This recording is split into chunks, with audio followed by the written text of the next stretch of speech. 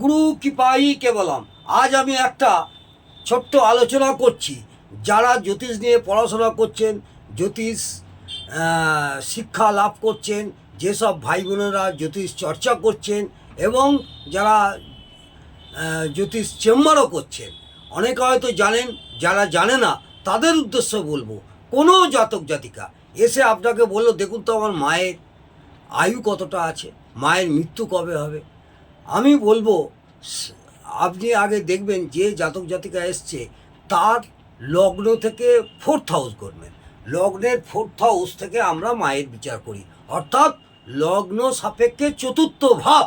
এই 4th ভাব থেকে আমরা তার মায়ের বিচার করব। এই 4th ভাবকে 1 নম্বর ঘর ধরবেন। 1 নম্বর ঘর ধরে সেখান থেকে গণে 8ম ভাব কোথায় হচ্ছে।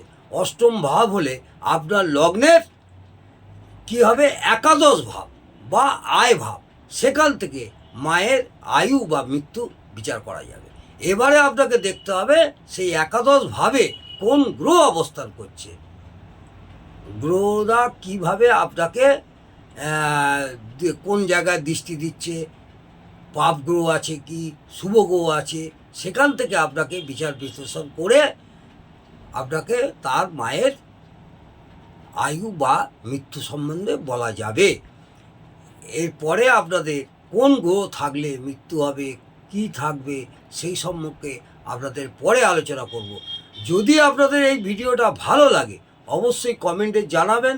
আমি আগামী দিনে কোন গ্রহ থাকলে কিভাবে তার মায়ের মৃত্যু হবে, তার আয়ু কতটা হবে, তা সেই সব জাতক বা জাতিকার আমি সেই সম্পর্কে আমি পরে বিস্তারিত আলোচনা করব। আমি আপনাদের এই জাতক বা জাতিকার তার মায়ের আয়ু কতটা হবে সেই নিয়ে আমি বিস্তারিত আলোচনা করলাম। যদি ভালো লাগে আপনারা অবশ্যই কমেন্টে জানাবেন। নমস্কার, জয় মাতা।